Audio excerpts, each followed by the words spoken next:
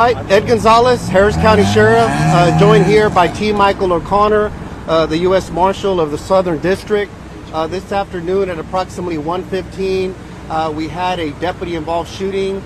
We had two members that discharged their weapons. They're members of the Gulf Coast Violent Offenders Task Force under the U.S. Marshal's Office. We've been longtime members and participants.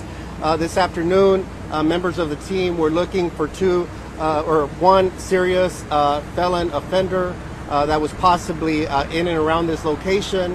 While inside, one of our members was inside the location doing some of the investigative work when the possible suspect pulled into the location. Soon after, he walked into the lobby area, and while he was in the lobby area, two other members learned that he had possibly arrived at the location or was walking in. As they began to approach the sliding glass doors in the registration/lobby area, the male began to retrieve a pistol from his person. He raised that pistol. Our two members discharged their weapons through the glass doors, were able to strike him, possibly at least 2 times, we believe. We're not sure. That'll be part of the investigation. The male collapsed and was pronounced deceased at that here at the location. The male was wanted on 5 possible charges, including a parole violation for dangerous drugs, 3 federal felony open warrants as well for possession of a weapon, and 1 local charge for some type of theft here out of Harris County. So a total of 5 open warrants. The female that was not in the vicinity at the time of the shooting that was in his company was also wanted. I don't have all the details on her at this point. The suspect that's deceased is approximately 45 years of age. Both of the members, the only members that discharged their weapons are Harris County Sheriff's Office members that are part of the task force. They're both longtime veterans of our agency, 20 plus years each. And so that's the information that we have at this time. Briefly in Spanish, and then I'll answer questions. Esta tarde recibimos una llamada en este local, un equipo de nosotros que somos miembros de un task force que se llama el Gulf Coast Violent Offenders Task Force. Respondieron en búsqueda de un sospechoso peligroso. Lo estaban buscando por más de 5 órdenes de arresto. Al llegar aquí lo pudieron localizar dentro de la oficina de registro, y cuando comenzaron a entrar para dentro del sitio, el tipo sacó una pistola. Levantó la pistola y 2 miembros del equipo pudieron disparar, lo hirieron en ese momento y él cayó y murió ahí en la escena. Solamente 2 miembros de nuestro equipo fueron los que dispararon sus armas, y es la información que tenemos en este momento. Any questions? When the deputies spotted and eventually spotted him and pulled out the pistol, were they actively trying to arrest him before he pulled out the pistol? What happened before he pulled out? He was in the registration area. He, I think, saw when several unmarked vehicles were pulling in. I think he became suspicious, and as they began to make entry into the location, he retrieved his pistol from his body, possibly his waistband, raised the pistol, and as they were making entry, hadn't yet put hands on him or anything. As they were about to begin enforcement action, there was a little bit of distance from where he was at in the registration area and the glass doors. They discharged their weapons. We don't know if he discharged at the same time. We don't know if it was an actual exchange. But when he picked up his weapon, upwards, kind of facing them, they discharged their weapons and struck him. We don't know if he discharged as well. They're in a plainclothes assignment. And was he? But I believe they do have the markings. They do have the markings of the agency, and they had the vest on. Yes. Said task force, yes, police, U.S. Yes. Marshals. So they were well identified when they started to approach him. The suspect was staying at a motel. Was this from this area? I know the warrant that we received or had was coming. The information was coming out of Austin. We don't know if that's just because that's where the parole, office or headquarters at. So I don't know his exact. No, it was out of Austin. So it was out of Austin. So I'm assuming he's from. Yeah, the warrants are out of Austin, with one from Harris County, but we don't know if that's like his hometown or anything like that. Yeah. But he had been staying here for several weeks at this hotel. She's wanted, so most likely she will. I don't know her current status right now, but she is wanted as well. Where was the van saying he took taken into custody maybe around 11 when we gave her rooms and he was friend of the person who died? That somebody else was arrested? He said he wasn't arrested, but he was Okay. detained. I'm not sure about what happened earlier. I haven't gotten that information. This happened around the shooting and what have you started transpiring about 1:15, p.m. Yeah. So I don't know how much time they had been in here. You know, the task force obviously has different members. Task force entered the building earlier in the day. Do we know? No, they were on approach. They got where they had heard they were here. They're in multiple rooms. So before they went to start searching, this is when they saw that the individual was in the lobby.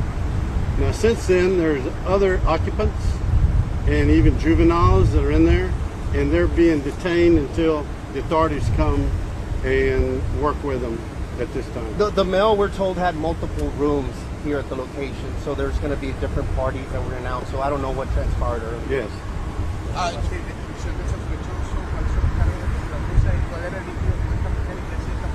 La mujer lo estaba acompañando, pero no estaba con él en el momento de los disparos.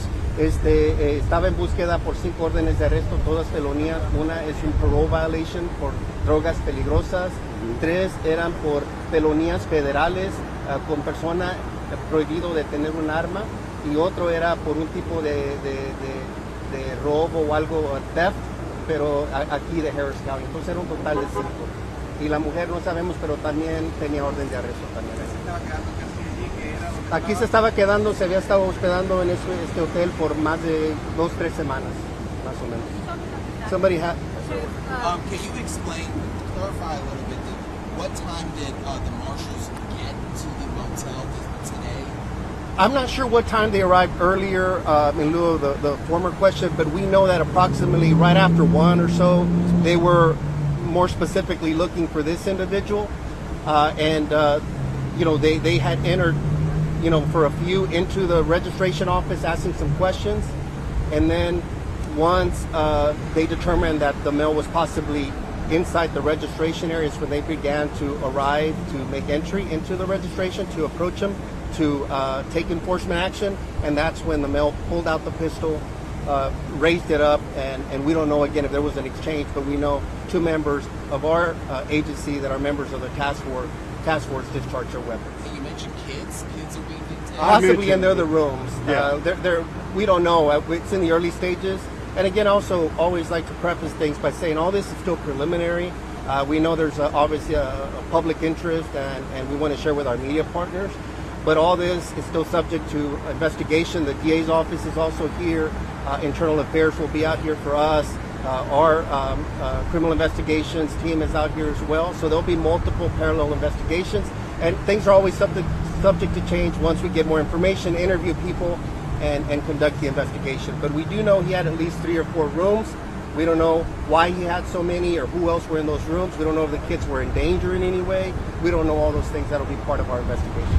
Deputy status, what happens after? Yeah, they'll be just immediately, obviously, they'll be placed on just administrative status, administrative leave for the beginning as we begin our investigative process, which is standard procedure with all. Were they wearing body cameras? They weren't.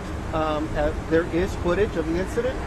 We are working, though, to equip members that are in our task force with cameras as well. And so that's something that that has been in the works. We're still working on the legalities of that, just because it's our members, but they're in a task force, a federal task force, so all that's being worked out. But there is footage of the incident. Yes. If I may say, the sheriff deputies did an excellent job in making the decision where to confront this individual, because you just don't know what you might come up to when you go to room, being multiples, and who are the occupants. It's the worst case scenario for law enforcement. And the fact that they saw him, they had their eyes on that